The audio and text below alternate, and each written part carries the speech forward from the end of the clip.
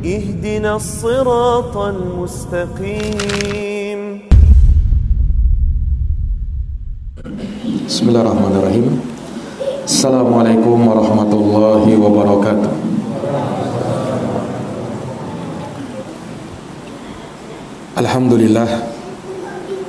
Alhamdulillahi rabbil alamin. Wal aqibatu lil muttaqin wa la udwana illa 'alal zalimin. Asyhadu an la ilaha illallah wahdahu la syarika lah, ilahul awwalin wal akhirin. Wa asyhadu anna Muhammadan abduhu wa rasuluhu shadiqul amin. Sallallahu alaihi wa ala alihi wa sahbihi wa man tabi'ahum bi ihsanin ila yaumiddin wa sallama tasliman katsira. Amma ba'd. Ikhwani fid din wa akhwati fillah, a'azani Allah wa iyyakum. Alhamdulillah,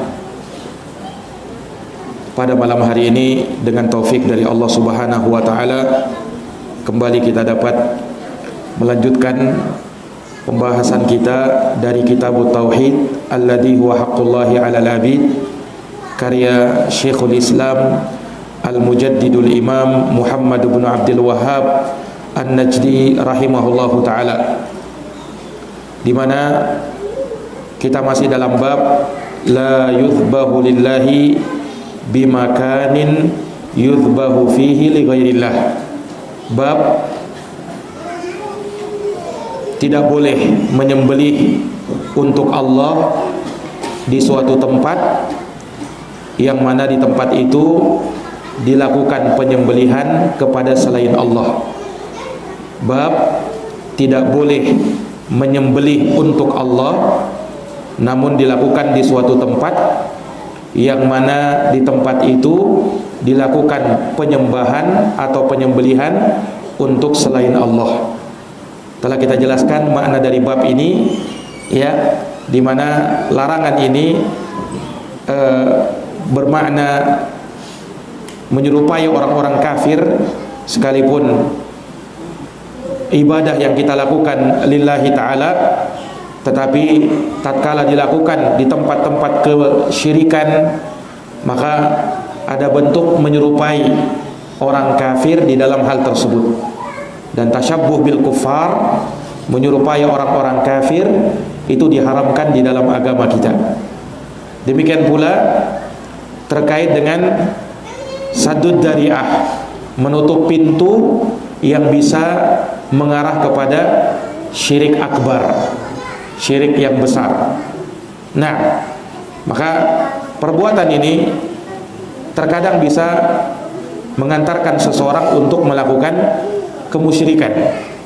Yang tadinya niatnya karena Allah, maka tidak menutup kemungkinan karena bujukan dan rayuan syaitan, akhirnya dia pun melakukan penyembahan kepada selain Allah. Maka dalam rangka untuk menutup pintu yang bisa mengarah kepada kemusyrikan, syariat melarang.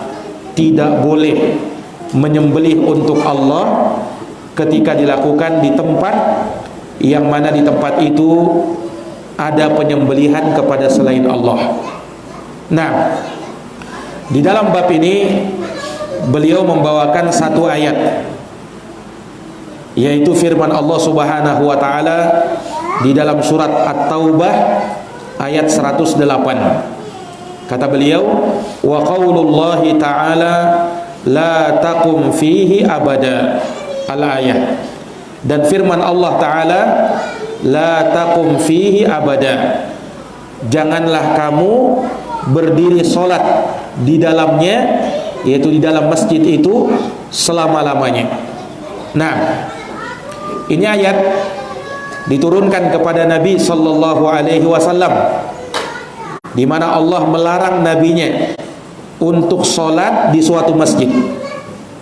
Jadi Allah melarang Nabi untuk salat di suatu masjid.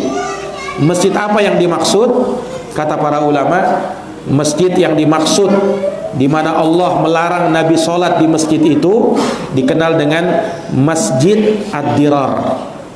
Ya, di masjid apa? Ad-Dirar.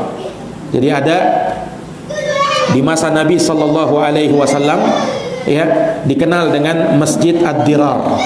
Masjid ini dibangun di atas niat yang rusak.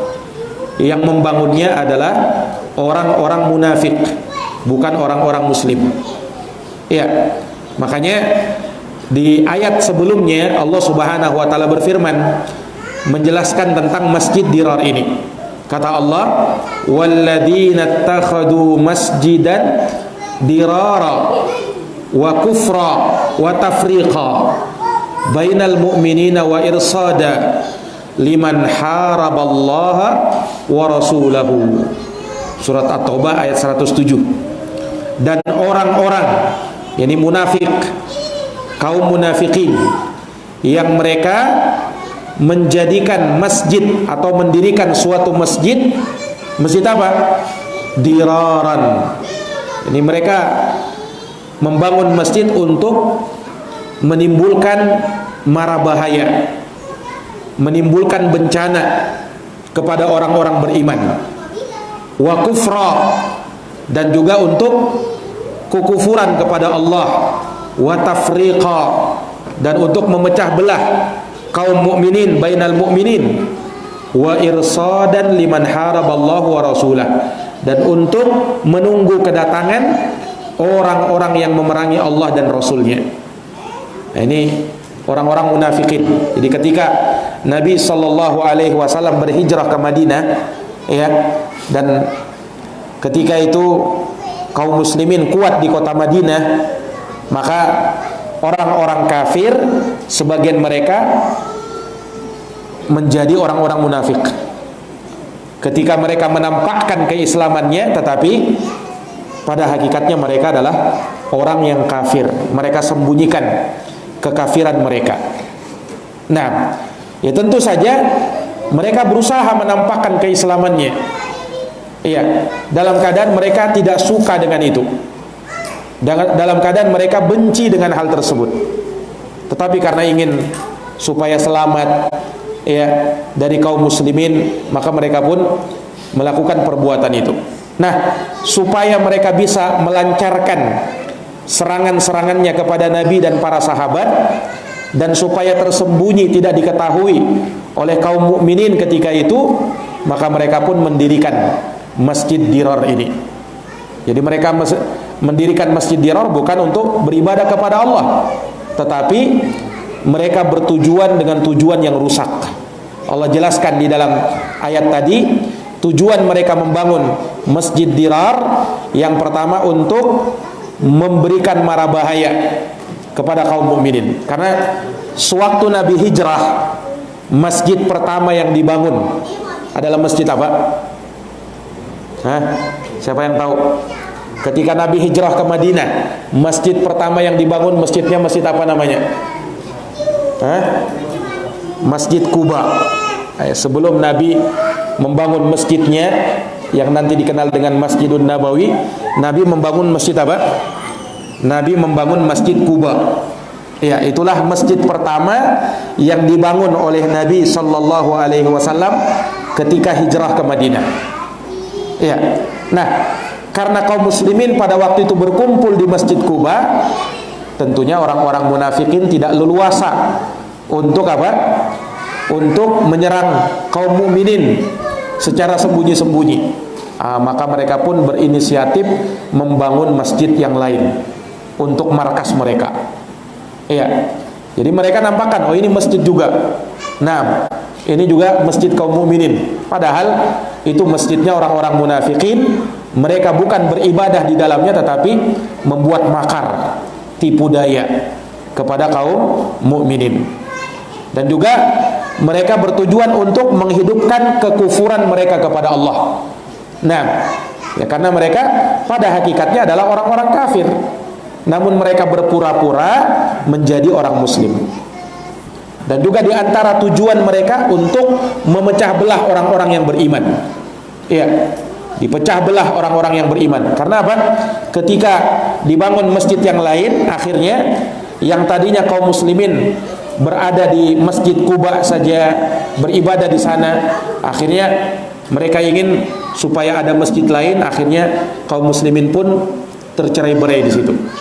Ya, karena tentunya di awal-awal Islam persatuan dan kesatuan kaum muslimin itu dari perkara yang sangat dituntut, dikarenakan umat Islam ketika itu masih berada dalam kondisi yang menyusun kekuatan.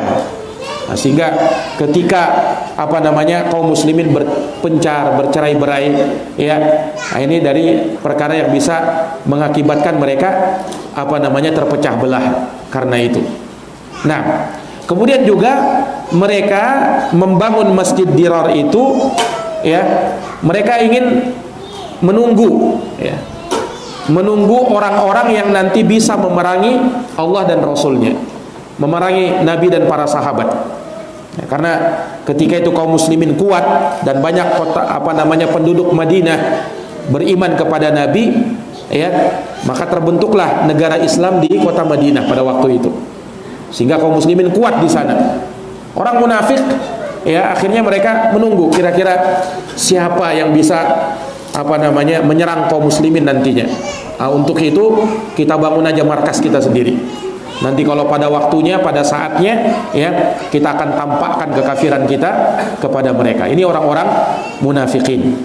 Nah, ini para hadirin yang dirahmati dan dimuliakan oleh Allah. Nah, disebutkan di dalam sejarah bahwasanya Masjid Dirar punyanya orang munafik ini itu mereka dirikan atas dasar arahan dari seorang yang bernama Abu Amir Al-Fasiq.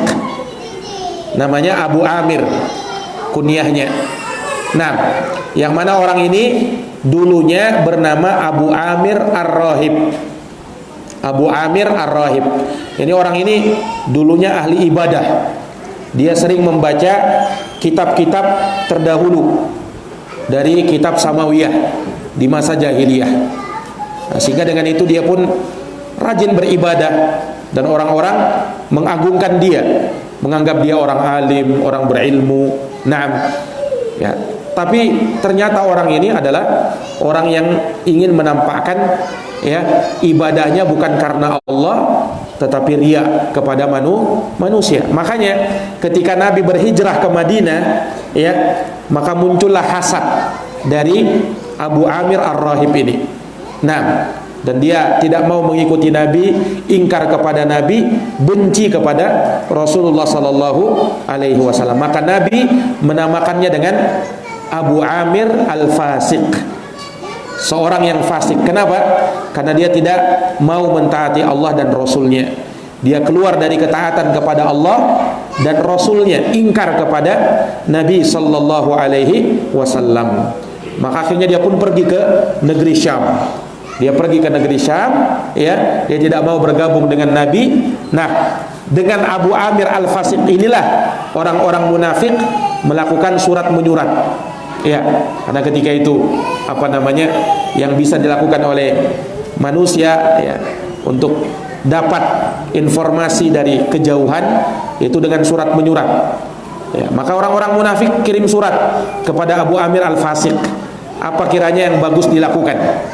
Ya, maka Abu Amir Al-Fasiq inilah yang memberikan arahan kepada orang munafikin yang ada di kota Madinah supaya apa?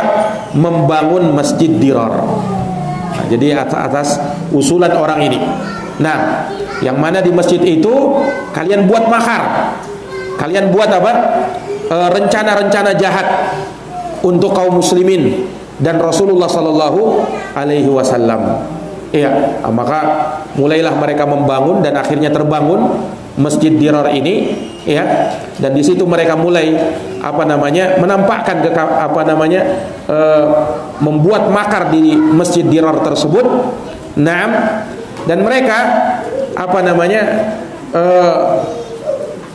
mengelabui kaum muslimin, ya, dengan menyatakan bahwasanya kami menginginkan kebaikan.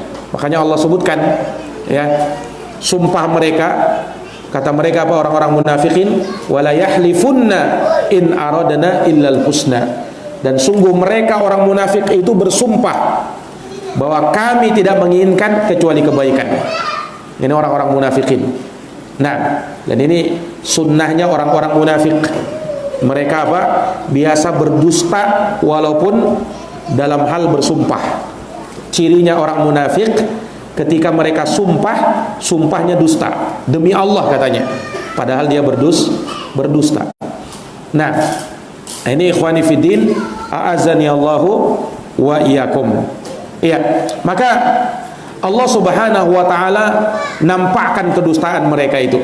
Makanya Allah berfirman, wallahu yashhadu innahum lakadzibun. Dan Allah bersaksi bahwa sesungguhnya mereka adalah orang-orang yang berdusta. Mereka itu adalah orang-orang yang berdusta. Yani Allah Subhanahu wa taala mempersaksikan mereka sebagai pendusta. Nah, sebagai apa? Pendusta. Makanya diantara sifat orang munafik, kata Nabi apa? Ayatul munafiq thalathun. Tandanya orang munafik itu ada 3. Salah satunya idza haddatsa kadzaba. Kalau dia bercerita, maka dia sering berdusta. Kalau dia bercerita, maka dia sering berdusta. Nah, ini para jamaah yang dirahmati dan dimuliakan oleh Allah. Nah, tentu saja Allah lah yang membongkar tipu daya mereka, karena Allah Maha tahu siapa yang munafik dan siapa yang betul-betul beriman. Ya, orang-orang munafik ini kan tidak semua orang tahu. Ya, kaum muslimin yang lainnya, para sahabat yang lainnya, ya, bahkan Rasulullah sendiri, nah, itu menghukumi mereka secara zahirnya. Mereka menampakkan keislaman, maka ya itulah yang nampak dari Rasulullah dan para sahabat. Tetapi Allah yang tahu perkara gaib. Nah, maka Allah bongkar segala makar dan tipu daya mereka. Nah, Allah bongkar segala makar dan tipu daya mereka. Ini ikhwani fiddin a'azani Allah wa iyyakum. Sebagaimana Allah Subhanahu wa taala menyebutkan tentang orang munafikin di surat Al-Munafiqun. Ini apa namanya, saking berbahayanya orang munafik ini Allah sebutkan dalam Quran. Ya, bahkan kalau kita baca di awal-awal ayat surat Al-Baqarah, itu penjelasan orang munafik Allah rinci dalam 13 ayat. Ya, dalam 13 ayat. Pertama disebutkan sifat orang beriman 5 ayat. Kemudian disebutkan sifatnya apa namanya, orang kafir 2 ayat. Dan 13 ayat berikutnya disebutkan sifatnya orang-orang munafik. Kenapa orang munafik dijelaskan lebih panjang? Ya, karena kata para ulama, orang munafik ini keadaannya lebih berbahaya daripada orang-orang kafir yang betul-betul menampakkan kekafirannya kepada Allah. Kenapa? Ini orang munafik pura-pura muslim. Jadi seakan-akan orang ini musuh dalam selimut. Ya, kan musuh dalam selimut lebih berbahaya daripada musuh di luar selimut. Nah, orang-orang yang menampakkan dirinya ya berada di atas keislaman ini kadang lebih berbahaya daripada orang-orang yang memang nyata-nyata bukan muslim. Nah, ini ikhwani fiddin azani Allah wa iyyakum. Sama, orang terkadang lebih berbahaya ketika dia menampakkan dirinya seakan-akan ahlus sunnah salafi, padahal dia jauh dari dakwah ahli sunnah dan salafi. Ini orang lebih berbahaya. Kenapa? Orang bisa tertipu, dikira dia ahlu sunnah, dikira dia salafi, padahal apa? Jauh dari jalan salaf dan jauh dari dakwah ahlus sunnah wal jamaah. Hati-hati dari orang yang seperti ini, ikhwani fiddin a'azani Allahu wa iyyakum. Iya, maka Allah Subhanahu wa taala menyebutkan wallahu yashhadu innal munafiqina lakadzibun, dan Allah bersaksi bahwa orang-orang munafik itu adalah orang-orang yang berdusta. Nah, ikhwani fiddin azani Allah wa iyyakum, ya. Kemudian setelah itu Allah sebutkan la taqum fihi abada. Janganlah kamu sholat wahai Muhammad di dalam masjid dirar itu. Masjid yang dibangun oleh orang munafikin itu abadan, selama-lamanya jangan kau sholat di masjid itu. Nah, ini ikhwani fiddin azani Allah wa iyyakum. Ya, karena Allah turunkan larangan ini sebab orang munafik ketika mereka membangun masjid dirar ini, mereka datang sama Nabi. Kemudian mereka minta supaya Nabi sholat di masjid mereka. Dan Nabi ketika itu menjanjikan ia akan sholat di masjid mereka. Nabi tidak tahu kalau mereka ini orang-orang munafikin. Ini ikhwani fiddin, dari sini menunjukkan bahwa Nabi itu tidak tahu perkara gaib. Yang tahu perkara gaib hanya Allah Subhanahu wa taala. Nah, sehingga seperti keadaan kaum muslimin dan mukminin yang lainnya, mereka menampakkan keislaman, maka dikira mereka adalah orang-orang muslim. Nabi pun mengira pertama kali seperti itu, sampai Allah Subhanahu wa taala turunkan ayat ini, baru Nabi tahu, oh ternyata ini masjidnya orang munafik. Allah larang, la takum fihi abada, jangan kau berdiri solat di dalamnya, dan jangan kau pernah solat di dalamnya wahai Muhammad, abadan, selama-lamanya. Kemudian Allah katakan, la masjidun ussisa ala taqwa, dan masjid yang dibangun di atas dasar ketakwaan, min awwalil yaum, dari awal hari dia dibangun, ahaqqu an taquma fi, dialah masjid yang lebih berhak untuk kau berdiri solat di dalamnya. Masjid apa yang dimaksud? Masjid Quba. Ya, walaupun sebagian ulama ada yang menafsirkan dengan Masjid Nabawi, tapi yang benar wallahu alam, maksudnya di sini adalah Masjid Nabawi. Nah, ya, karena apa? Dari sebab turunnya ayat surat At-Taubah 108 ini, itu terkait dengan Masjid Dirar yang ingin menyaingi Masjid Quba. Nah, ini ikhwani fiddin azani Allahu wa iyyakum. Maka ya, ketika datang ayat ini, turun ayat ini kepada Nabi, Nabi perintahkan kepada kaum muslimin untuk menghancurkan Masjid Dirar itu. Menghancurkan apa? Merobohkan Masjid Dirar itu. Kenapa? Ya, masjidnya orang munafik, tidak dibangun di atas dasar takwa kepada Allah Subhanahu wa taala. Nah ini ikhwani fiddin menunjukkan, kata para ulama, ya, bahwasanya niat orang, itu sangat berpengaruh pada apa? Sesuatu yang dia kerjakan. Bahkan sekalipun itu tempat maupun bangunan. Ya. Masjid Dirar waktu itu ya layaknya masjid kaum muslimin. Nah, layaknya apa? Masjid kaum muslimin. Tetapi masjid itu mereka buat bukan untuk beribadah, bukan untuk sholat, tetapi untuk membuat makar orang munafik. Makanya Nabi hancurkan itu masjid. Nah, ini bukan masjid yang dibangun untuk ibadah ini. Nah, ini ikhwani fiddin menunjukkan apa? Niat yang busuk, niat yang buruk itu berpengaruh pada amal perbuatan seseorang, bahkan pada tempat, ya, atau bangunan yang ditinggali oleh seseorang. Ya. Sebaliknya, niat yang baik itu akan memberikan pengaruh pada keberkahan dan kebaikan pada perbuatan seseorang dan apa yang dia bangun dari suatu bangunan. Nah, ini ikhwani fiddin. Makanya kalau seorang mau membangun masjid misalnya, ya, maka dia harus meluruskan niat. Ini saya bangun masjid ini untuk apa ini? Kalau untuk bangga-banggaan, ya, untuk bermegah-megah, atau untuk riya supaya dikatakan, oh saya juga bisa bangun masjid, saya juga bisa mengusahakan masjid, kami juga bisa punya masjid. Nah, ini berbahaya niat-niat semacam ini. Ya, kenapa? Ya, karena harusnya seseorang kalau membangun tempat ibadah lillah, karena Allah Subhanahu wa taala. Wa annal masajida lillah fala tad'u ma'allahi ahada, dan bahwasanya masjid-masjid itu karena Allah, maka jangan kalian berdoa di dalamnya, ya, kepada selain Allah Subhanahu wa taala bersama Allah Subhanahu wa taala. Maka niat sangat berpengaruh, ya, pada apa? Amal perbuatan seseorang. Nah, ini ikhwani fiddin a'azani Allahu wa iyyakum. Ya, dan di dalam keterangan ini juga menunjukkan dalil, ya, bahwasanya niat dan maksud itu menjadi tolak ukur dan timbangan, bukan pada apa yang nampak, ya, bukan pada apa yang nampak, tetapi dilihat kepada maksud dan tujuannya. Lihat, ya, orang-orang yang membangun masjid Dirar itu, dohirnya kan masjid, ya, tetapi karena maksud mereka bukan masjid, ya, maka Nabi SAW tidak bisa menerima hal tersebut. Nah, dari sini juga kata para ulama, ya, bahwa tidaklah setiap orang yang menampakkan kesolehan, menampakkan kebaikan itu bisa diterima darinya kebaikan tersebut, kesolehan tersebut.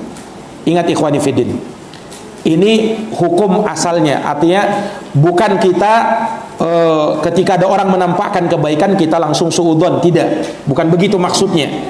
Tetapi hanya Allah yang tahu hakikat sebenarnya. Nah terus kita bagaimana? Kita berusaha husnudzon, berbaik sangka. Karena kita tidak boleh berburuk sangka, mengira-ngira, oh ini jangan-jangan orang ini maksudnya tidak baik. Oh ini jangan-jangan orang ini bangun masjid cuman mau pamer aja. Jangan berprasangka buruk seperti itu. Karena kita tidak tahu apa isi hati orang. Yang tahu hakikatnya cuman Allah. Betul pernyataan bahwa tidak semua orang yang menampakkan kebaikan itu baik. Tidak semua. Nah, tetapi yang tahu apakah dia baik atau tidak baik adalah Allah. Sementara kita hukumi secara zahirnya saja. Hukumi secara dohirnya saja. Ada orang menampakkan keislamannya, dia baik. Nah, dia orang baik. Sampai apa? Nampak betul-betul terlihat ini orang tidak baik ini. Baru kita menghukumi dia tidak baik. Tapi kalau dia belum menampakkan itu, maka ikhwani fiddin azani Allah wa iyyakum, asalnya kita harus berhusnudzon sama dia. Ini ikhwani fiddin. Sama tadi orang munafik. Nabi kan berprasangka baik dohirnya saja. Tapi ketika sudah nampak bagi beliau ini orang munafik, Nabi SAW perangi mereka. Nabi SAW cegah apa yang mereka lakukan dari bentuk makar dan tipu daya. Nah ini ikhwani fiddin a'azani Allahu wa iyyakum. Nah dari sini seseorang itu tetap waspada dari makar dan tipu daya orang lain. Nah hendaknya selalu waspada dari kesesatan dan penyimpangan. Nah dari orang-orang yang kadang mungkin menampakkan kesolihan atau kebaikan, ya, nanti suatu hari muncullah dan nampaklah ya keadaan dan hakikat sebenarnya yang ada pada orang tersebut. Nah ini ikhwani fiddin a'azani Allahu wa iyyakum. Makanya di masa-masa sekarang, di masa-masa fitnah, seseorang tidak boleh di dalam melihat ya perkara-perkara agama kecuali dia harus lebih ekstra hati-hati. Nah, ini di dalam belajar agama. Ya, karena apa ikhwani fiddin? Ya karena para ulama sudah mengingatkan bahwasanya ketika seorang belajar agama, dia harus selektif dalam memilih guru. Dan itu yang dinasihatkan oleh para ulama salaf dari dahulu sampai sekarang. Tak berubah mereka di dalam hal tersebut. Ya, bukan mereka mengambil dari semua orang. Ya, yang baik kita ambil, yang buruknya kita buang. Ya, ini seakan-akan menempatkan dirinya kayak Syekhul Islam. Ya, kalau begitu ndak usah lagi dia berguru. Ndak usah lagi dia mengambil ilmu. Kenapa? Dia sudah bedakan dan tahu membedakan mana yang baik, mana yang buruk, mana yang bisa dia ambil dan mana yang tidak bisa dia ambil. Dia sudah bisa memfilter antara kedua itu. Padahal orang-orang yang seperti ini kadang tidak berilmu. Nah, bagaimana caranya dia bisa memfilter itu? Bagaimana caranya dia bisa menyaring mana yang baik, mana yang buruk? Kalau kau ulama, silahkan berlaku seperti itu. Tapi kalau kau orang baru belajar, ya, orang yang baru dalam belajar bahasa Arab aja masih tidak tahu misalnya, nah, maka jangan berani-berani menceburkan diri dalam perkara-perkara yang bisa mengantarkan dia kepada syubhat, ya, yang akhirnya dia pun akhirnya menyimpang.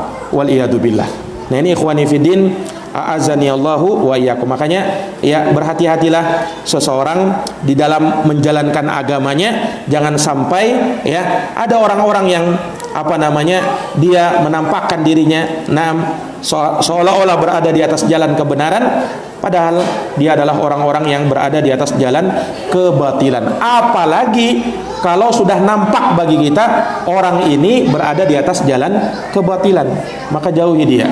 Nah, karena kita lebih memfokuskan dan mementingkan keselamatan agama kita.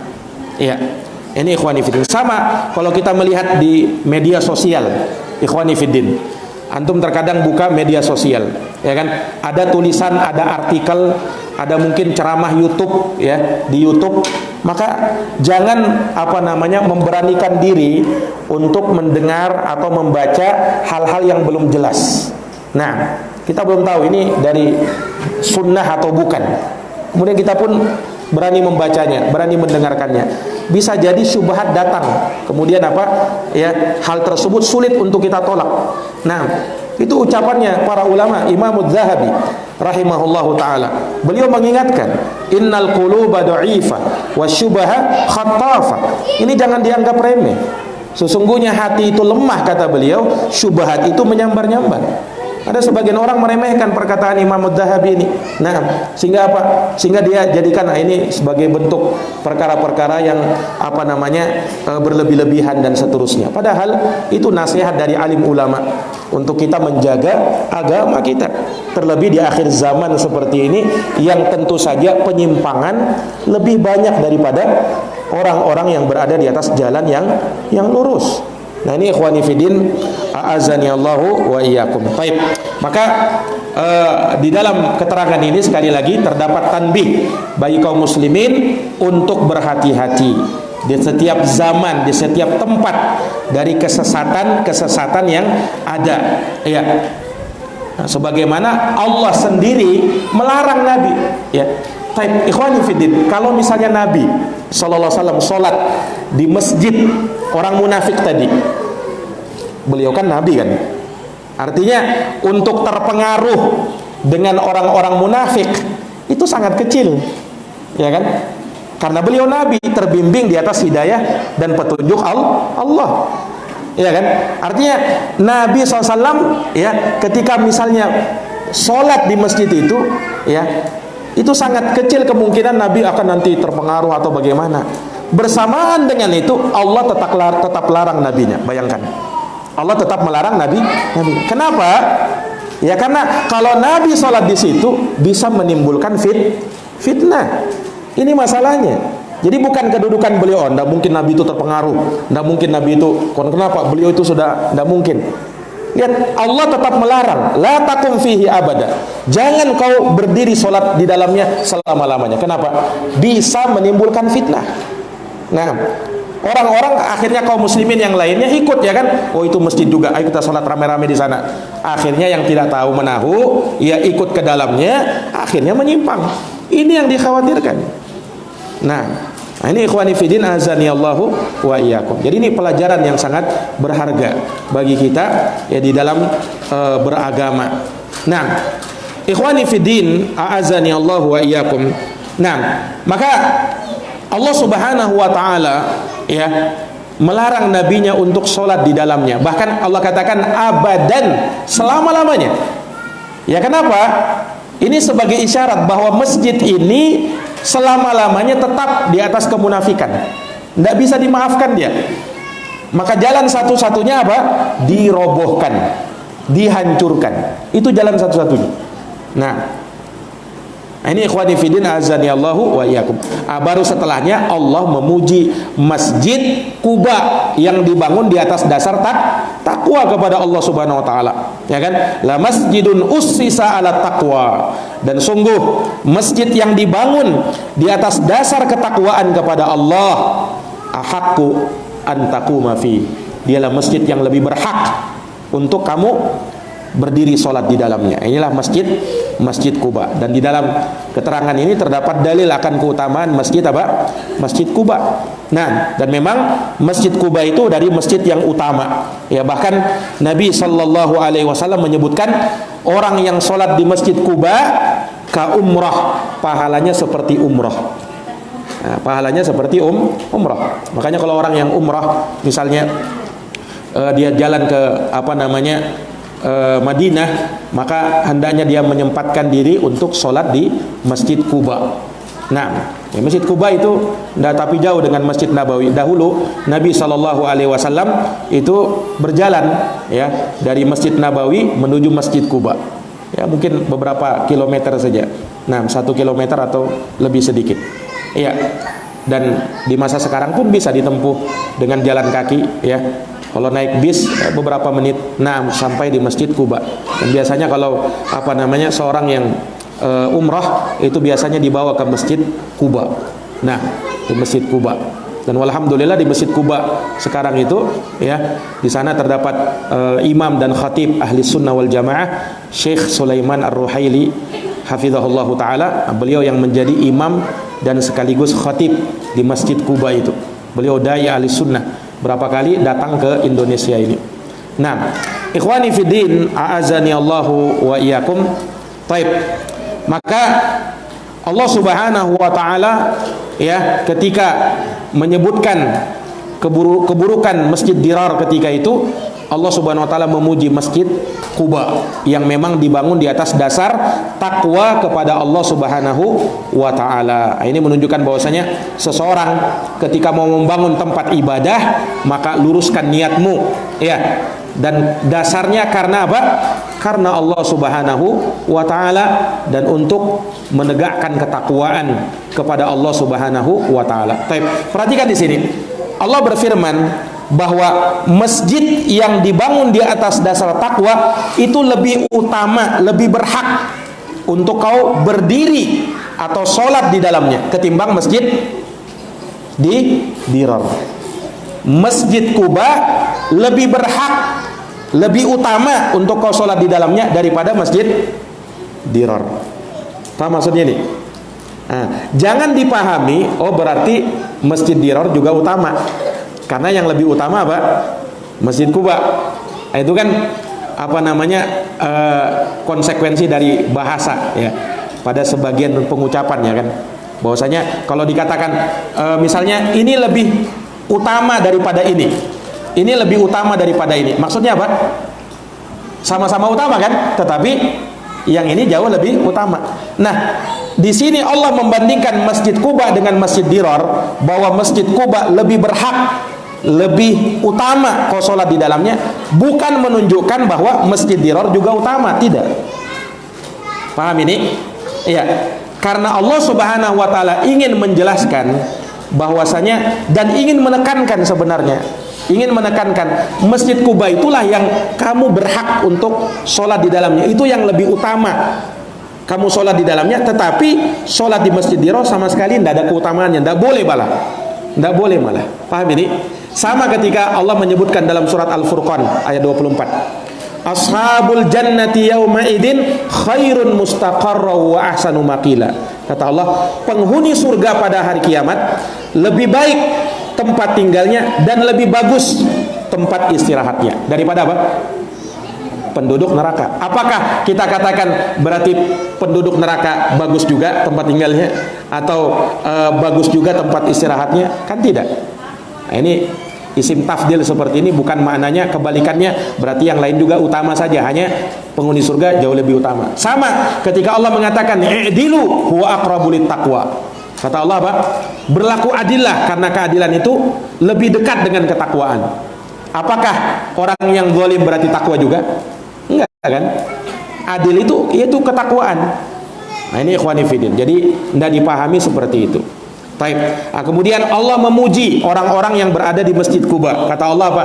Fihi, di dalam masjid itu. Rijalun, ada orang-orang yuhibbuna yatatahharu, yang mereka suka untuk mensucikan dirinya. Ya, di sini keutamaan orang-orang yang bersuci. Ya, orang-orang yang apa? Mensucikan dirinya dari hadas, dari najis, dari kotoran-kotoran, ya, dari penyakit-penyakit hati. Nah, dia sucikan hatinya dari itu. Ya, Allah sebutkan bahwasanya mereka itu orang-orang yang suka mensucikan dirinya. Nah, berbeda dengan orang-orang yang berada di Masjid Dirar dari kalangan orang munafik. Mereka ini najis karena mereka hakikatnya orang-orang kafir kepada Allah Subhanahu wa taala. Sementara orang muslim itu dia tidak najis. Al-muslim la yanjus. Orang muslim itu tidak najis. Nah, kata para ulama, setiap muslim wajib mensucikan dirinya dari dua perkara. Mensucikan zohirnya dan juga mensucikan batinnya. Zohirnya dia sucikan dengan apa? Dengan cara berwudu, dengan cara apa namanya bersih-bersih kalau ada najis, dengan cara mandi junub kalau dia janabah. Nah, itu mensucikan zahir. Mensucikan batin bagaimana? Nah, mensucikan batin artinya dia bersungguh-sungguh ya di dalam melakukan ketaatan kepada Allah Subhanahu wa taala dan betul-betul menjauhi yang namanya apa? Maksiat. Nah, itu namanya orang yang suci lahir dan batinnya. Percuma kalau ada orang yang suci lahirnya saja, menjaga wudu luar biasa, menjaga apa namanya taharahnya, dia tidak berhadas, tetapi batinnya rusak. batinnya banyak memuat dosa dan kemaksiatan, wal iyadu billah. Nah, ikhwani fiddin azani Allah wa iyyakum, maka Allah berfirman, wallahu yuhibbul mutahhirin, dan Allah cinta kepada orang-orang yang mensucikan dirinya. Allah cinta kepada orang-orang yang mensucikan dirinya. Nah, ini pernyataan cinta Allah kepada mereka yang suka mensucikan dirinya. Iya, Allah cinta sama mereka. Dan ini keutamaan orang-orang yang melakukan taharah ma'nawiyah maupun taharah hissiyah, taharah lahir maupun taharah batin, suci lahir dan suci batinnya. Taib, ikhwani fiddin azani Allah wa iyyakum. Taib, hubungan ayat ini dengan bab apa hubungannya? Kan babnya apa? Tidak boleh menyembelih karena Allah di tempat yang dilakukan di dalamnya penyembelihan kepada selain Allah. Sementara ayat yang dibawakan tentang masalah apa? Tentang masalah menyembelih atau tentang masalah sholat? Tentang masalah sholat kan? Apa hubungannya menyembelih dengan sholat? Apa hubungannya? Mengapa bab sholat ayat ini dibawakan terkait dengan masalah penyembelihan? Ikhwani fiddin azani Allah wa iyyakum, kata para ulama, ini dikiaskan. Nabi kan dilarang apa? Sholat di mana? Masjid di Dirar. Karena itu masjid yang orang-orang munafik sholat di situ, ya kan? Nah, dikiaskan sebagaimana sholat tidak boleh di tempat yang terjadi kemaksiatan di situ, terjadi kekufuran di situ, tidak boleh kan? Demikian pula penyembelihan. Ya. Walaupun kau menyembelih karena Allah, tetapi kau lakukan di tempat kemusyrikan, tidak boleh. Walaupun kau sholat karena Allah, tapi kau lakukan di tempat-tempat yang di situ ada kemusyrikan di dalamnya, maka tidak boleh. Makanya di dalam agama kita, kalau kita lihat masjid ada kuburannya, tidak boleh kita sholat di situ, ya kan? Tidak boleh kita sholat di situ. Atau misalnya ada masjid, wal iyadu billah, di dalamnya para kuburiyun, orang-orang yang menyembah kubur misalnya, tidak boleh kau sholat di situ. Kenapa? Ikhwani fiddin, kita khawatir. Ya, kalau misalnya di situ kuburiyun semua. Nah, berbeda kalau misalnya di masjid yang banyak keumuman masjid kaum muslimin, ya tentunya tidak seperti itu. Nah, tapi kalau kita lihat dan kita saksikan memang itu tempatnya mereka, markasnya mereka, jangan sholat di situ. Nah, ini ikhwani fiddin a'azani Allahu wa iyyakum. Paham ya? Sisi kenapa dibawakannya ayat ini oleh beliau di dalam bab ini. Bab tidak boleh menyembelih karena Allah di tempat yang di situ ada orang yang menyembelih untuk selain Allah. Sebagaimana sholat tidak boleh di tempat-tempat yang di situ orang melakukan kekufuran dan kemusyrikan, menyembelih juga tidak boleh. Jelas ini? Wallahu a'lamu bisawab. Maka ini ayat yang beliau bawakan di dalam bab ini, dan insyaallah taala hadis yang beliau bawakan di dalam bab ini akan kita bacakan di pertemuan yang akan datang biidznillah taala. Wallahu taala a'lamu bisawab. Demikian kita akhiri dengan doa kafaratul majlis. Subhanakallahumma wa bihamdika asyhadu an la ilaha illa anta astaghfiruka wa atubu ilaik. Wassalamualaikum warahmatullahi wabarakatuh.